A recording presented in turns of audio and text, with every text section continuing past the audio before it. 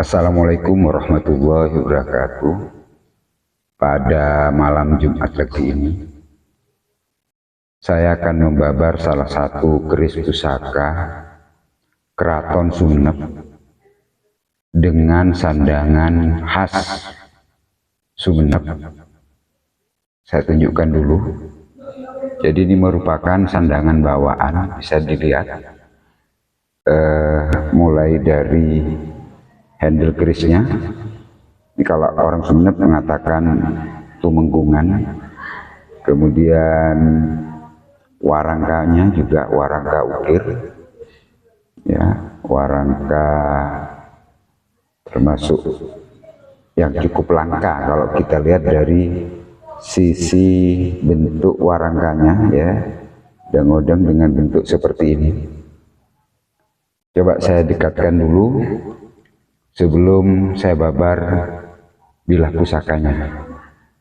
Saya tunjukkan kepada pemirsa detail warangkanya biar bisa dilihat. Nah, ini khas, ya. Jadi kalau kita dekatkan, nah ini.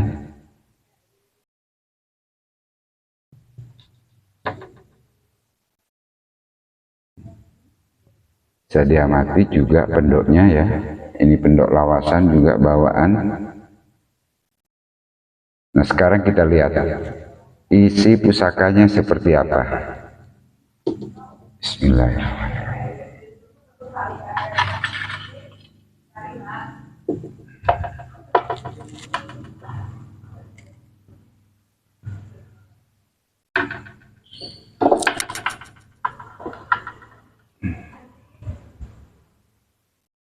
Jadi kita lihat isinya seperti apa. Nah, ini. Jadi pusaka ini kalau kita lihat secara umum dulu, ya, tanpa pembesaran ini, menurut saya ini memiliki dapur jala, ya, jala tilam sari. Jadi kan kalau kita amati terlihat tegas odo-odonya, ya, salah satu ciri ricikan keris ciri khas jala. Kemudian saya dekatkan ke sorsoran.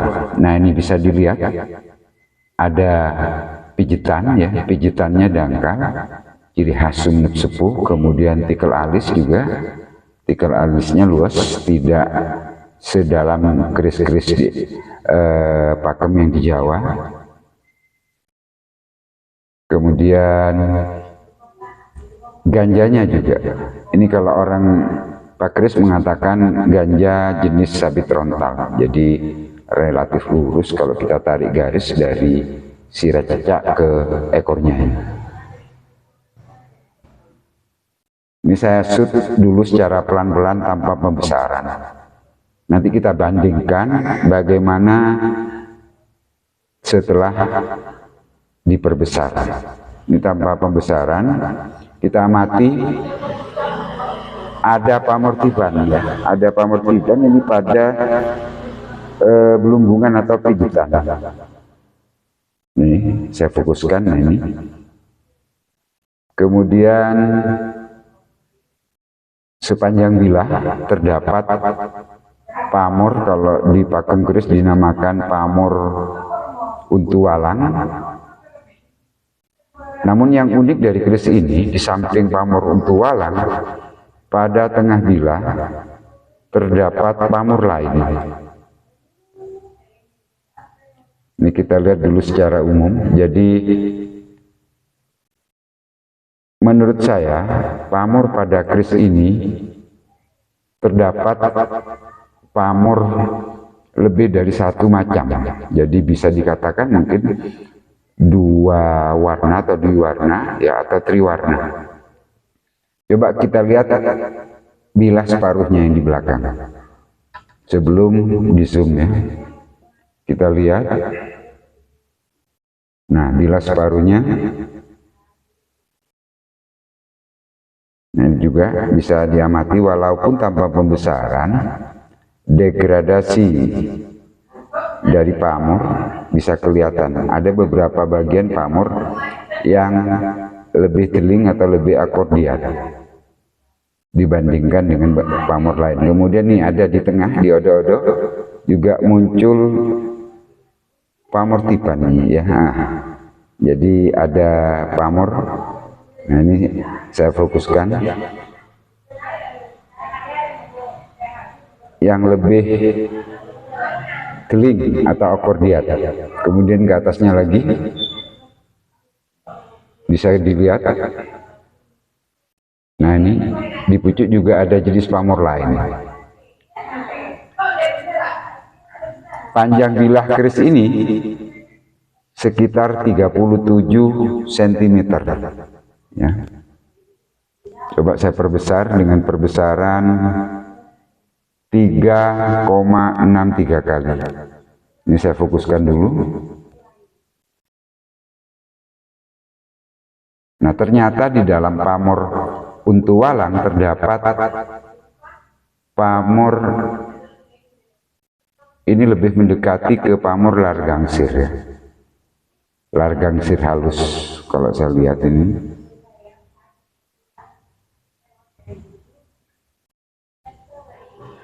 Dan pamor ini termasuk pamor miring ini.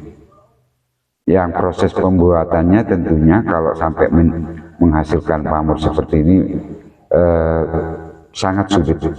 Hanya empu-empu yang berkualitas atau empu-empu keraton yang terpilih pada zaman kerajaan digarap di dalam keraton dapat menghasilkan pamor yang memiliki jenis pamor yang lebih dari 2 macam pamor. Coba kita lihat sebaliknya. Nah ini juga kalau saya mainkan bilahnya, maka bisa kita amati tempat lipat dari keris pusaka ini sangat matang ya proses penempaannya, sehingga menghasilkan pamor yang seperti ini. Jadi ini berarti proses pemanasannya, pembakarannya sempurna. Saya diamati sepanjang bilah pamor Untu Walangnya ya akordiat. Bisa kita lihat.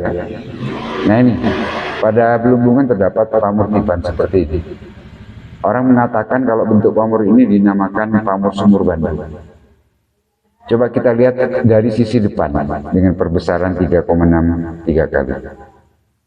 Karena pada sisi bagian ini adalah merupakan bagian bilah keris yang paling tebal. Maaf ya, yang paling tebal. Bisa dilihat, ini saya biarkan dulu. Nah ini akan nampak bahwa pamor itu pamor miring. Kemudian pamor pada ganja juga serasi atau sama dengan pamor pada bilah. Beberapa pakris kalau melihat pamor yang serasi antara ganja dengan bilah, ini dinamakan pamor asihan. Jadi pamor asihan itu tidak hanya duduk pada satu macam pamor. Yang terpenting adalah pamor pada bilah dengan pamor pada ganja itu sama. Bisa dilihat bagian bawahnya, jadi pamor Largangsir juga. Kemudian kita lihat bagian ekornya. Nah ini kelihatan detail ya, halus. Wadidangnya kita coba lihat. Nah ini. Jadi bisa diamati bahwa keris ini merupakan keris sepuh.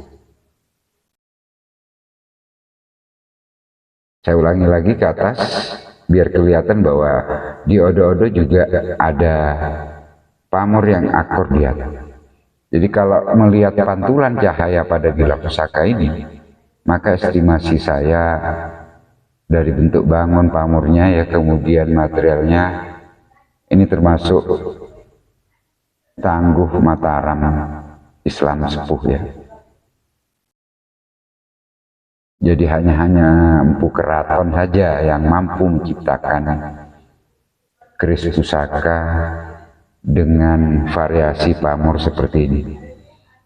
Jadi pamor miring yang menghasilkan pamor yang akordiat, rapi, wengkonnya ya. Ini termasuk pamor untualang yang sangat rapi. Katanya orang Madura ya pamor kalembeng. Saya diamati juga handle-nya ya, juga sepuh bawaannya. Semoga pembabaran pusaka ini dapat dinikmati oleh semua pencinta Tosan Aji dimanapun berada, baik di dalam negeri ataupun di luar negeri. Sekian saja dulu pembabaran pusaka ini pada malam Jumat ini. Semoga para pencinta Tosan Aji dimanapun saja berada, sehat walafiat ya, tambah bersemangat melestarikan Tosan Aji Nusantara, damai dan sejahtera bersama keluarga.